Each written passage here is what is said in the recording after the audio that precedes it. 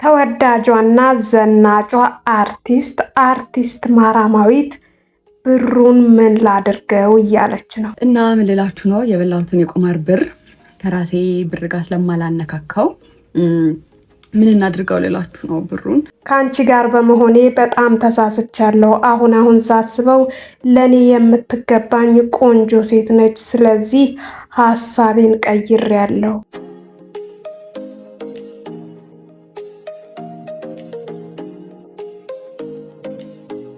ሰሞኑን አርቲስት ማራማዊት ፒኤስጂ ያሸንፋል ብዬ 300,000 ብር አስይዤ ነበረ። እድለኛ ሆኜ 300,000 ብሩን አሸንፌያለሁ። ይሄን ብር ታዲያ ከራሴ ብር ጋር መቀላቀል አልፈለኩም። ለቤተ ክርስቲያንም መስጠት የሚቻል አልመሰለኝም እና የተቸገረ ሰው አምጡ፣ ለዛ ሰው ስጪ በሉኝና እሰጣለሁ ስትል ተናግራ ነበረ። ይሄን ከተናገረች በኋላ የተወሰኑ ሰዎች ተቃውመዋታል። እንዴት አንቺ ከራስሽ ብር ጋር መቀላቀል ያልፈለግሽውን ብር ለሰው ልስጥ ትያለሽ ብለዋታል። አንዳንዶች ደግሞ ቁማርና ቅዳሴ አብሮ መሄድ ነገር ባይሆንም ግን ለበጎ ነገር ካደረግሽው ይሁን ጥሩ ነው ብለዋታል። አርቲስት ማራማዊትን እንግዲህ ፊልሞች ላይ እናቃታለን። ብዙ ፊልሞችን የምትሰራው እንግዲህ አስቂኝ ሆና የዋህ አፍቃሪ ነገር ሆና ነው የምትሰራው እና እኔ ፊልሞቿ ላይ በጣም ደስ ትለኛለች። ወደ እውነተኛ ህይወቷ ደግሞ ስንመለስ የሆነ ከፊልም ገቢዋ በተጨማሪ በጣም ቦርቀቅ ያለ አስተማማኝ ገቢ ያላት ዘና ብላ የምትኖር በጣም ሌግዠሪ የሆነ ኑሮ የምትኖር ትመስለኛለች። ለመዝናናት ለልብስ በቃ እንዲህ ወጪ ለሚያስፈልጋቸው ነገሮች በበቂ ሁኔታ ብር የምታወጣ ጭንቀት የሌለባት እና በቃ ዘና ያለ ህይወት የምትኖር ነው የምትመስለኝ እኔ ዝም ብዬ ሳያትና ግን እኔ በጣም ደስ የሚለኝ ቤተክርስቲያን ላይ ያላት አቋም ነው። ቤተክርስቲያን ስትሄድ ሌላ ቦታ አንዳንዴ የተገላለጠም ልብስ ልትለብስ ትችላለች ምናምን። ቤተክርስቲያን ግን ስትሄድ ስነ ስርዓቷን ይዛ በጣም የሚገራርሙ ታይተው የማይታወቁ በብዙ ብር የሚገዙ ይመስሉኛል የምትለብሳቸው ልብሶች። ከልብሱ እሺ ማንም ቢሆን ችግር የለው፣ ማንም አይነት ለቤተ ክርስቲያን ቢሆን በልብሳችን ፈጣሪ አይገምተንም። ግን ለቤተ ክርስቲያን ላይ ምንም ትልበስ አንዳንድ ሰዎች ለታይታ ነው ለምናምን ለካሜራ ነው ምናምን ሊሉ ይችላሉ። ግን ለካሜራ ለታይታ ብለው ሁሌም ቤተ ክርስቲያን መሄድ አትችልም። አንተ ይህ ቤተ ክርስቲያን የመሄዱ ተነሳሽነት ከሌለ ለታይታ እኮ ሌላም ነገር ሰርተህ ለመታየት ትችላለህ። ግን በቃ ለታይታም ይሁን ለምንም ይሁን ቤተ ክርስቲያን ላይ ማተኮሯ ብቻ ለቤተ ክርስቲያን ያላት ክብር ደስ ይለኛል። ተወዳጇ አርቲስት ማራማዊት አባተ በፒኤስጂ እና አርሰናል ጨዋታ ፒኤስጂ ያሸንፋል ብላ 300,000 ብር ቁማር መብላቷን ይፋ ማድረጓ ይታወቃል። አርቲስቷ የቁማር ገንዘብ አካውንቴ ውስጥ እንዲገባ አልፈልግም፣ ቤተ ክርስቲያንም አይቀበለውም፣ ምን ላድርገው ስትል ጠይቃለች። ይህንኑ ተከትሎ ማራማዊት አሁን በችግር ላይ ለምትገኘው አንጋፋዋ አርቲስት ቤዛነሽ አያሌው ገንዘቡን እንድትሰጥ በርካቶች እየጠየቁ ይገኛሉ። አጋጣሚው ዝም ብሎ የመጣ አለመሆኑን በመጥቀስ አንቺ ገንዘቡ እጄን አይንካው ብለሻል፣ እግዚአብሔር ደግሞ በኪነ ጥበብ ውስጥ የብዙዎቻችን እናት የሆነችውን የቤዛነሽን በር እንድታንኳኪ መንገድ እየመራሽ ነው ሲሉ ማራማዊት ለተቸገረችው ቤዛነሽ ብሩን ድጋፍ እንድታደርግ ሀሳብ አቅርበዋል። ይህንን 300,000 ብር ለእናታችን ለቤዛነሽ አያሌው ብታበረክችላት ለኪነ ጥበቡ ቤተሰብ ትልቅ ክብርና ኩራት ትሆኛለሽ። ለራስሽ ሕሊና ማንም ሊሰጥሽ የማይችለውን ታላቅ ሰላምና በረከት ታገኝበታለሽ። ለእናታችን ቤዛነሽ በጭንቋ ቀን የደረስሽላት ውድ ልጇ ትሆኛለሽ።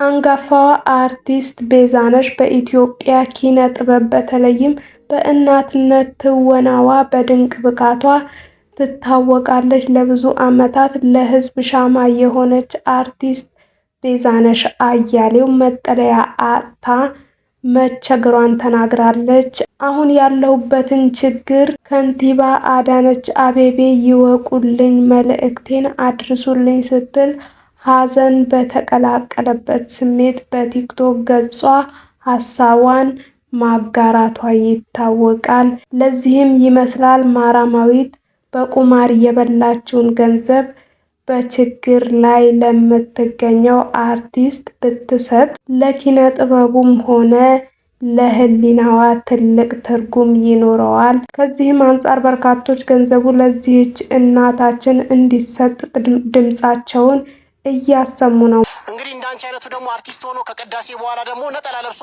ቪዲዮ ሲሰራ በርካቶችን ያስተምራል ብዬ አስባለሁ። ግን ደግሞ ቅዳሴና ቁማር አንድ ላይ ድምች ብታስተካኪ ደስ ይለኛል።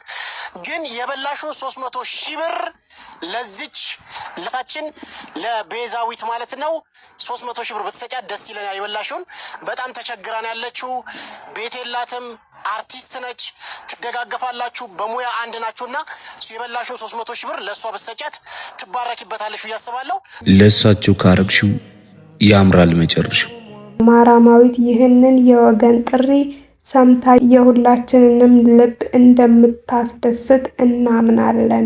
አዎ ይሄ የብዙ ሰዎች ጥያቄ ነው። አንዳንዶች ደግሞ ከዚህ በተቃራኒ ለምንድን ነው አንቺ እጄ አይንካው ባንኬ ውስጥ ማስገባት አልፈልግም ብለሽ የጠላሽውን ብር ቤተ ክርስቲያን አይገባም ያልሽውን ብር ለሰው ልስጠው ብለሽ የምትናገሪው ሌላው ሰው እንዳንቺ ሰው አይደለም ወይ የሚሉ ተቃዋሚዎችም አሉ። አንቺ ከገንዘብሽ ጋር ማቀላቀል ያልፈለግሽውን ብር ከገንዘብሽ ጋር ማቀላቀል የተጸየፍሽውን ገንዘብ ለማን ልስጥ ብሎ ግን መናገር አይከብድም? የቁማሩን ብር ከገንዘብሽ ጋር ማቀላቀል ምን አይነት ጥሩ ነገር እንዳልሆነ እያወቅሽ ማለት መጥፎ ነገር እንደሆነ እያወቅሽ ያን ገንዘብ ደግሞ ለማን ልስጡ ብሎ መናገር ለዛ ሰው ይወድለታል? ይሄ ብር ይሄ ቁማር ብር ለዛ ሰው በረከት ይሆነዋል? ይሄን የቁማር ብር ተቀብሎስ እኔ እንጃ ህይወቱን ይቀይርበታል? እኔ ምን እንደታዘብኩ ታውቃላችሁ? ሁሉም ነገር ላይ ያው የሚቃወምም ሰው አለ፣ የሚደግፍም ሰው አለ። እሷ ተናገረች፣ እሷ ያላትን አቋም ነው የተናገረችው። እኔ በቁማር የመጣ ብር ቤተክርስቲያን ማስገባት አልችልም፣ ለራሴ መጠቀም አልችልም። ይሄ የእሷ አቋም ነው። ሌላ ሰው ግን በጣም ችግር ውስጥ ሆኖ ብሩን የሚፈልገው ሰው በቃ እንደዛ አይነትም ምናልባት በቁማር የሚምጣ በምንም ይምጣ እኔ አሁን ከችግሬ አይብስብኝም የሚል ሰው ሊኖር ይችላል። ችግርም በጣም ሳይቸገር ደግሞ በቃ ብር የሚፈልግ ሰው ሊኖር ይችላል። ይሄ እኔ አልነካውም፣ እናንተ ግን መንካት አለባችሁ ግዴታ ነው ምናምን አላለች። ትክክል ነች አይደለችም?